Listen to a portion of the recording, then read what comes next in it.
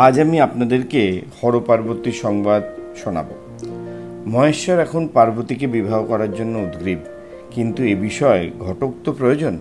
তিনি তখন সপ্তর্ষিদের স্মরণ করলেন। তারা সকলেই এসে হাজির হলেন শিবের কাছে।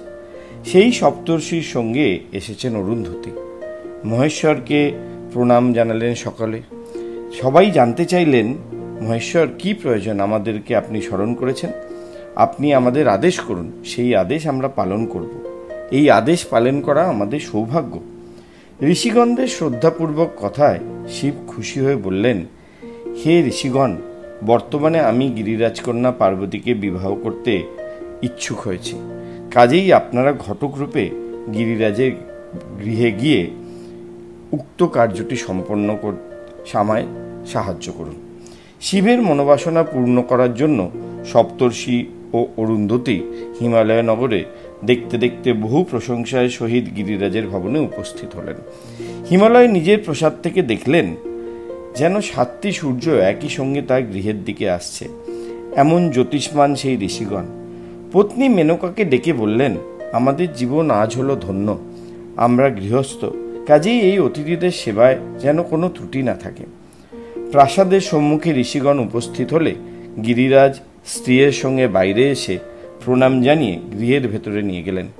পবিত্র আসনে বসতে দিলেন। তারপর নানাবিধ আহার্যে তাদের করলেন পরিতৃপ্ত। অনন্তর বললেন, হে সপ্তর্ষিগণ, আপনাদের আগমনে আমার গৃহ আজ ধন্য। আমাদের এই গৃহে এসে আপনি আমাদের জীবন ধন্য করলেন। এখন আপনারা আমাকে সেবক জ্ঞানে আদেশ করুন, আমি কি করব? গিরিরাজের কথায় ঋষিগণ মহেশ্বরকে স্মরণ করে বললেন, হে গিরিরাজ, আপনি ধন্য, মহান ভাগ্যবান। আপনি স্বয়ং শিবের কৃপা পেয়েছেন আপনার কন্যা, তাতে আপনাদের রাজবংশ হয়েছে উজ্জ্বল। তিনি আপনার কন্যাকে বিবাহ করতে চান। শিব জগৎগুরু, সেই শিবের প্রসাদে আপনার কন্যা জগৎ মাতা হবেন। সেই শিবকে কন্যাদান করুন। সেই কন্যার গর্ভে যে সন্তান জন্মাবে তার দ্বারা অসুরবধ হবে, তাতে দেবতারা উপকৃত হবেন। ঋষিগণের মুখে শিবের এই অভিলাষ শুনে মনের আনন্দে গিরিরাজ পার্বতীকে বললেন, মহেশ্বর যদি আমার কন্যাকে গ্রহণ করেন তাহলে সে তো আমার পরম সৌভাগ্য। ঋষিগণ বললেন, আপনার কন্যা কোথায়? তাকে নিয়ে আসুন, আমরা সেই জগৎমাতাকে দর্শন করে আজ নিজের জীবনকে সার্থক করে যাই। একথা শুনে গিরিরাজ তখন পার্বতীকে নানা অলঙ্কারে সাজিয়ে তাদের সামনে নিয়ে এলেন। তারপর বললেন, হে ঋষিগণ, আমার এই কন্যাকে আপনারা আশীর্বাদ করুন। এর নাম পার্বতী। ঋষিগণ বললেন, উনি তো আমাদের মা, বিশ্বময়ী জগৎজননী হবেন আপনার কন্যা। পার্বতী দেবীর শুভকামনা করে আজ আমরা বরং যাই।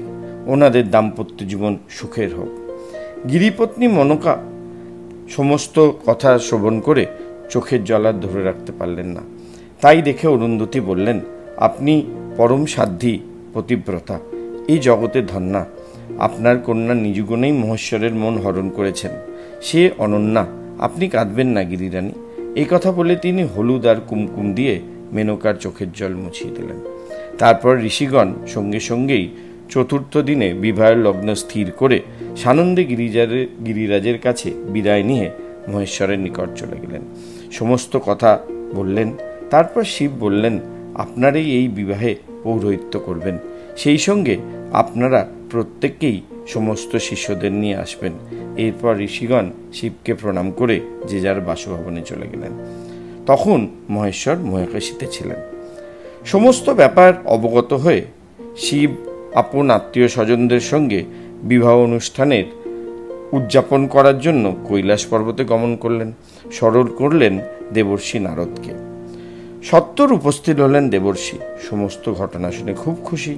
এবার মহেশ্বর দেবর্ষিকে দায়িত্ব দিলেন ত্রিভুবন ঘুরে ঘুরে সবাইকে নিমন্ত্রণ করার জন্য। বললেন, ব্রহ্মা, বিষ্ণু, দেবগণ থেকে যক্ষ, গন্ধর্ব, কিন্নর, সিদ্ধ, মুনি, ঋষি কেউ যেন বাদ না পড়ে।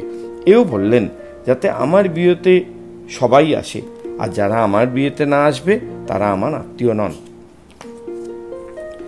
নারদমুনিকে আরও বললেন, শুনুন নারদমুনি, আপনি আগে গোলকে মহাবিষ্ণুর সঙ্গে দেখা করে তাকে বিনয়ের সহিত আমার বিবাহের নিমন্ত্রণ জানাবেন। সেখান থেকে যাবেন ইন্দ্রলোকে, তারপর চন্দ্রলোকে, তারপর মর্তভূমিতে যত ঋষি রাজা মহারাজ আছে তাদের জানাবেন আহ্বান। গোলকে মহাবিষ্ণুর সঙ্গে দেখা করে তাকে আমন্ত্রণ পূর্বক নারদ গেলেন ব্রহ্মার সহিত সাক্ষাৎ করতে। সেখান থেকে ইন্দ্রলোকে, তারপর চন্দ্রলোকে, তারপর মর্তভূমি ও পাতালপুরীতে। ত্রিভুবনের সবাইকে আমন্ত্রণ জানিয়ে ফিরে এলেন শিবের কাছে। ত্রিভুবনের শিব ভক্তগণ শিবের সেবায় অভিলাষী হয়ে তার জন্য বিভিন্ন উপহার দিলেন পাঠিয়ে। গন্ধর্ব ও অপ্সরাগণ এসে গীত বাদ্য নৃত্য শুরু করলেন।